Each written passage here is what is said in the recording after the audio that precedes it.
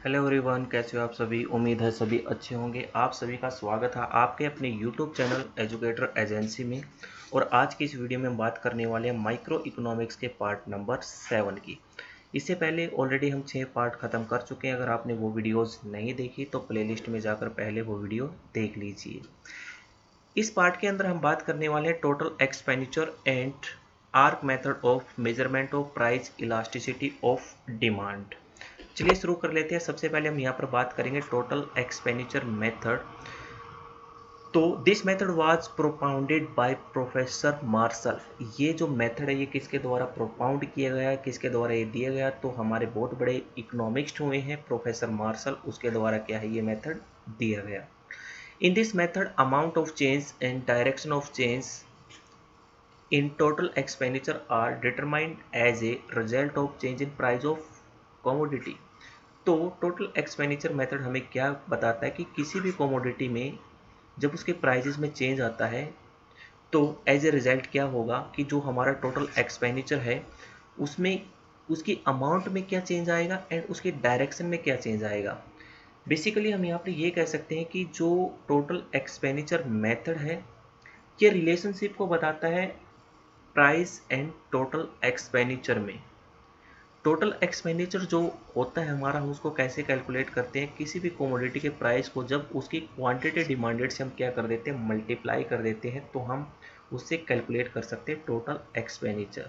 Suppose करिए कि किसी भी कमोडिटी का जो प्राइस है वो 10 रुपीज़ है और उसकी हम 10 यूनिट से क्या करते हैं, डिमांड करते हैं, तो हमारा टोटल एक्सपेंडिचर जो होगा वो होगा 10 मल्टीप्लाई 10 इक्वल टू 100। ये हमारा क्या होगा, total expenditure. Total expenditure method के द्वारा हम जो इलास्टिसिटी ऑफ डिमांड है उसकी 3 डिग्रीज बता सकते हैं कि elasticity of demand equal to 1 कब होगा, elasticity of demand is greater than कब होगा and elasticity of demand is less than 1 कब होगा। यह अच्छी बात यह है कि जैसे कि परसेंटेज मेथड में हम कैलकुलेशन करते थे, बट टोटल एक्सपेंडिचर मेथड में किसी प्रकार की कोई कैलकुलेशन करने की ज़रूरत नहीं है।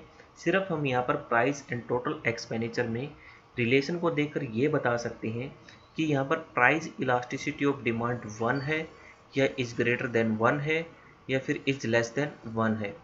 इस टेबल के माध्यम से हम चीज़ों को समझने की कोशिश करते हैं। या डिफरेंट 3 स्टेजेस या 3 सिचुएशंस दी गई है। हम यहाँ पर देखेंगे प्राइस एंड टोटल एक्सपेंडिचर में रिलेशन कैसा है। अगर हम सिचुएशन फर्स्ट की बात करें तो हम यहाँ पर देख पा रहे हैं प्राइस जैसे हमारा फॉल करता है तो हमारा टोटल एक्सपेंडिचर यहाँ पर क्या रहता है, इक्वल रहता है। यानी कि प्राइस का टोटल एक्सपेंडिचर के ऊपर किसी प्रकार का कोई इम्पैक्ट नहीं पड़ता, या फिर यूँ कहिए टोटल एक्सपेंडिचर हमारे यहाँ पर क्या रहता है, सेम रहता है। इसमें किसी प्रकार का कोई चेंज नहीं होता। जैसे जब प्राइजेस 2 हैं तो टोटल एक्सपेंडिचर 8 है। प्राइजेस के फॉल करने से हमारी जो क्वांटिटी है वो तो इंक्रीज करती है नो डाउट, बट हमारा जो टोटल एक्सपेंडिचर है वो सेम रहता है। इसलिए यहाँ पर हमारी इलास्टिसिटी ऑफ डिमांड क्या रहेगी, इक्वल टू 1।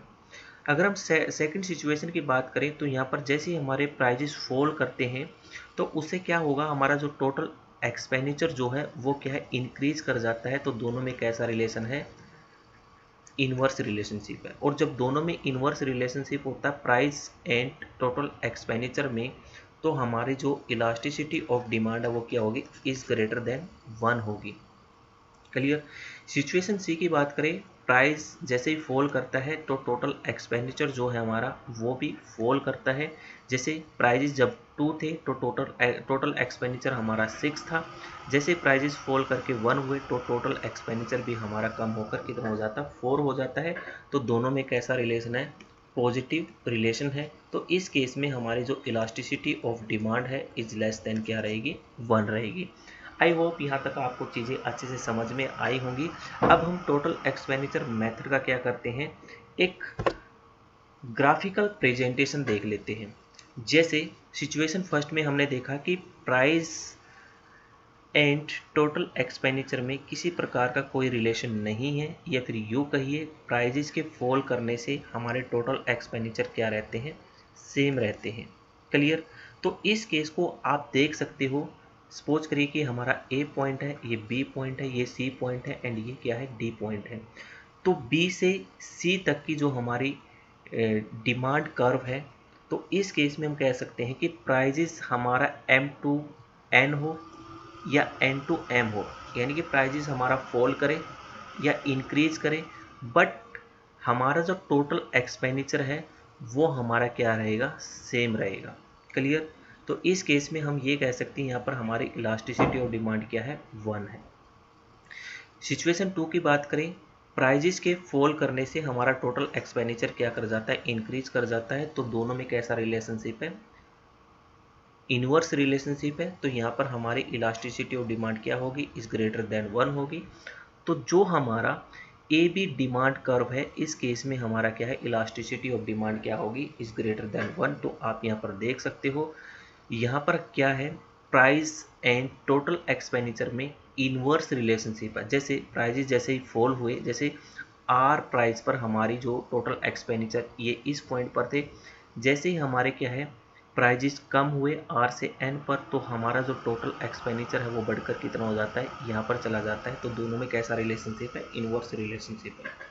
उसके बाद अगर सिचुएशन सी की बात करें, इसमें क्या है, प्राइस एंड टोटल एक्सपेंडिचर में कैसा रिलेशनशिप है, पॉजिटिव रिलेशनशिप है। जैसे ही हमारे क्या है प्राइजेस फॉल करते हैं, वैसे ही हमारे टोटल एक्सपेंडिचर भी फॉल करते हैं। अगर इसको डायग्राम में रिप्रेजेंट करें, जो हमारा ये डी सी जो ये डिमांड कर्व है, ये रिप्रेजेंट करता है कि इसको elasticity of demand is less than 1 को, यानी कि ये वो सिचुएशन है जहाँ पर प्राइस एंड टोटल एक्सपेंडिचर में कैसा रिलेशनशिप है, पॉजिटिव। पॉइंट पी पर जब प्राइजेस होते हैं तो टोटल एक्सपेंडिचर हमारा ये है, प्राइजेस जैसे इंक्रीज करते हैं एम पर चले जाते हैं तो हमारा टोटल एक्सपेंडिचर भी क्या है, इंक्रीज कर जाता है। तो ये था इसका ग्राफिकल रिप्रेजेंटेशन। नेक्स्ट हम बात करते हैं आर्क मेथड, जिसको हिंदी में क्या बोलते हैं, चाप विधि। इससे पहले जब हमने परसेंटेज मेथड किया था, परसेंटेज मेथड में हमने क्या देखा कि जब हम डिमांड कर्व पर किसी एक पर्टिकुलर पॉइंट पर कैलकुलेट करते हैं प्राइस इलास्टिसिटी ऑफ डिमांड, तो हम परसेंटेज मेथड का यूज करते हैं। बट जब हम क्या करते हैं, डिमांड कर्व के जब डिफरेंट पॉइंटों के बीच में इलास्टिसिटी ऑफ डिमांड का पता लगाते हैं, तो उसमें आर्क मेथड का हम क्या करते हैं, सहारा लेते हैं। जैसे कि ये हमारा क्या है, डिमांड कर्व दिया गया है और यहाँ पर point A and point B दिए गए हैं, जो कि हमारी क्या है, आर्क है। आर्क क्या है, ए एंड बी, यानी कि एक चाप है। अगर हम क्या चाहते हैं कि जो ए बी हमारी जो चाप है, अगर हम क्या है, इलास्टिसिटी ऑफ डिमांड का पता करना चाहते हैं, तो इसमें हम आर्क मेथड का यूज करेंगे। तो arc method of demand measure elasticity between 2 point on a curve, यानी कि ए कर्व पे जो 2 पॉइंट दिए होते हैं उनके बीच में जब हम इलास्टिसिटी को मेजर करते हैं तो हम यूज करते हैं arc method.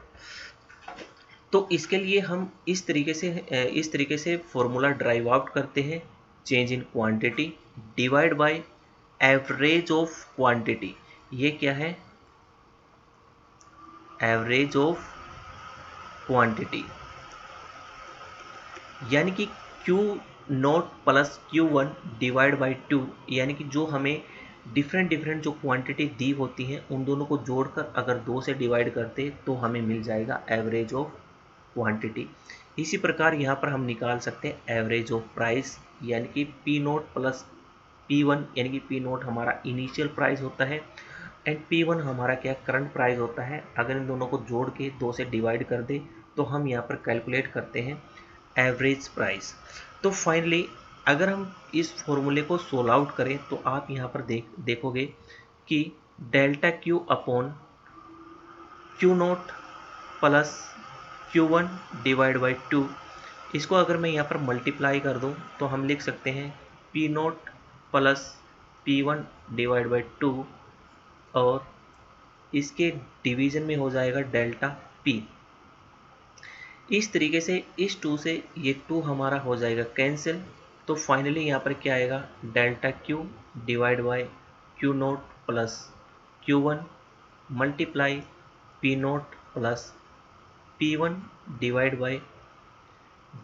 By delta P। अगर हम इसको भी अगर तोड़ना चाहें तो आप ये कह सकते हो डेल्टा Q हमारा किसके इक्वल होता है, Q1 माइनस Q नोट के। मतलब जो हमारी करंट क्वांटिटी है उसमें से हम क्या करेंगे, इनिशियल क्वांटिटी को माइनस कर देंगे। इसी प्रकार डेल्टा P अगर हम निकालना चाहते हैं तो P1 माइनस P नोट। तो हम इसको अगले स्टेप में ऐसे भी लिख सकते हैं, Q1 minus Q0 divide by Q note plus Q1 multiply P note plus P1 divide by P1 minus P note. तो फाइनली हमारा क्या है, आर्क मेथड को मेजर करने का ये फॉर्मूला यहाँ पर क्या होता है, ड्राइव आउट होता है। चाहो तो आप इसके आगे माइनस भी लगा सकते हो, क्योंकि दोनों में कैसा रिलेशनशिप होता है, प्राइस एंड क्वांटिटी में इनवर्स रिलेशनशिप होता है। तो इस डायग्राम में आप देख सकते हो, जब आर्क मेथड दिया होता है तो जो हमें डिफरेंट डिफरेंट प्राइजेस दिए होते हैं, हम इसका क्या है एवरेज यहाँ पर कैलकुलेट कर लेते हैं। एंड जो डिफरेंट डिफरेंट क्वांटिटी हमें दी होती है, इसका एवरेज इन दोनों को जोड़ के हम इसका क्या है 2 से डिवाइड करके इसका एवरेज यहाँ पर कैलकुलेट कर लेते हैं।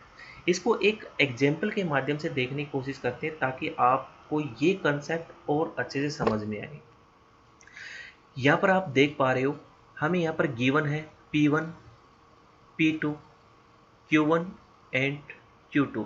ये हमारा क्या है करंट प्राइस, ये हमारी क्या है करंट क्वांटिटी, ये हमारा क्या है इनिशियल प्राइस एंड ये क्या हमारा इनिशियल क्वांटिटी। जैसे कि यहाँ पर एक डिमांड कर्व दिया गया है DD और इसमें क्या है 2 पॉइंट दिए गए हैं A एंड B। अगर हम ये A एंड B हमारी क्या है एक आर्क बनती है, यहाँ पर एक चाप बनती है, और इस पे अगर हम क्या है इलास्टिसिटी मेजर करना चाहें तो हम आर्क मेथड का सहारा लेते हैं। और आर्क मेथड क्या कहता है, आर्क मेथड कहता है delta Q upon Q1 plus Q2 multiply P1 plus P2 divide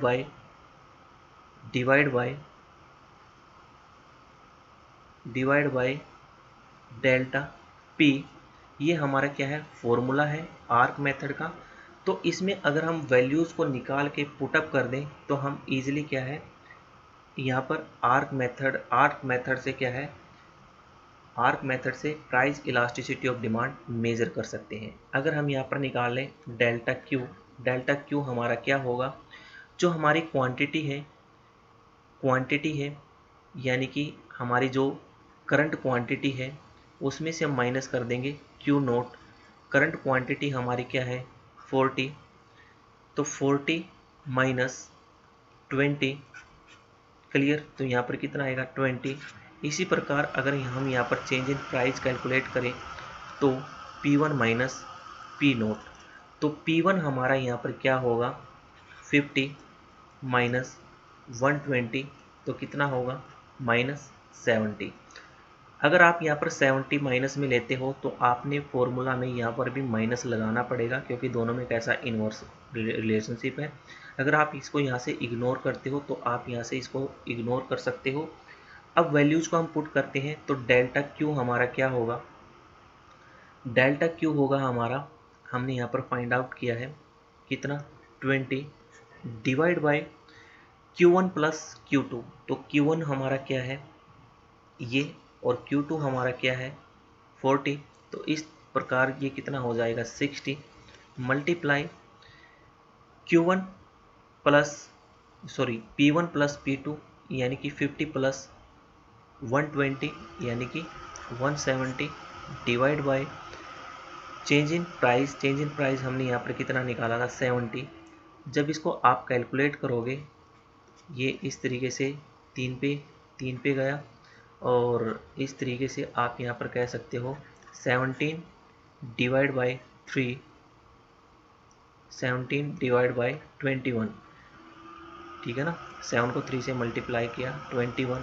तो आप यहाँ पर देख पा रहे हो जो हमारी इलास्टिसिटी ऑफ डिमांड है इज लेस देन कितनी आई 1 आई। तो इस तरीके से आप आर्क मेथड का यूज करके क्या है प्राइस इलास्टिसिटी ऑफ डिमांड क्या है फाइंड आउट कर सकते हो, ठीक है। तो इसको वेरीफाई करने के लिए आप फाइनली इस फॉर्मूले में भी पुट कर सकते हो, delta Q upon Q1 plus Q2 divide by 2 multiply P1 plus P2 divide by 2 upon delta P। तो डेल्टा Q हमारा यहाँ पर कितना था, यानी कि 40 माइनस 20, तो 20। यहाँ पर दोनों का एवरेज हम निकाल सकते हैं, Q1 plus Q2, Q1 plus Q2 यानी कि 40 प्लस 20 कितना हुआ 60, और इसको हमने एवरेज कर दिया, कितना आया 30। तो यहाँ पर आप लिख सकते हो 30 मल्टीप्लाई प्राइस का एवरेज निकाल लो 120 प्लस 50, तो कितना हुआ 170। 170 का एवरेज हमारा कितना आया 85। तो 85 डिवाइड बाय डेल्टा पी, और डेल्टा पी आप यहाँ पर निकाल सकते हो दोनों का डिफरेंस। दोनों का डिफरेंस यहाँ पर क्या रहेगा, यानी कि 50 माइनस 120 माइनस 170, आप माइनस को इग्नोर कर सकते हो। अगर आप यहाँ पर माइनस नहीं लगाते तो यहाँ पर आपने लगा दिया 70, तो 0 से 0 कैंसिल। इस तरीके से आप यहाँ पर 85 को 2 से मल्टीप्लाई कर दो तो कितना आएगा 170। तो इस तरीके से 70 को 3 से मल्टीप्लाई कर दो तो कितना आएगा 210, 210, 0 से 0 कैंसिल, फाइनली 17 डिवाइड बाई 21 हमारा यहाँ पर आ जाता है। तो इस तरीके से जिस प्रकार हमने इसको कैलकुलेट किया, यहाँ भी वैल्यू हमारी यही आई थी 17 डिवाइड बाई 21। तो जब आप इसको डिवाइड करोगे तो इसकी वैल्यू आपको 1 से कम देखने को मिलेगी, तो इलास्टिसिटी ऑफ डिमांड यहाँ पर क्या होगी, इज लेस देन 1। तो इस तरीके से मैंने अपनी पूरी कोशिश की है कि आपको ये चीज़ समझ में आए। तो आई होप आपको ये अच्छे से समझ में भी आया होगा, आर्क मेथड एंड जो हमारा एक्सपेंडिचर मेथड था। तो अगर आपको वीडियो अच्छी लगे तो वीडियो को लाइक एंड शेयर करना ना भूलें। अगर आप चैनल पर नए हैं तो चैनल को सब्सक्राइब कर लें। तो जल्द ही हाजिर होंगे एक नई वीडियो के साथ। तब तक के लिए नमस्कार, जय हिंद।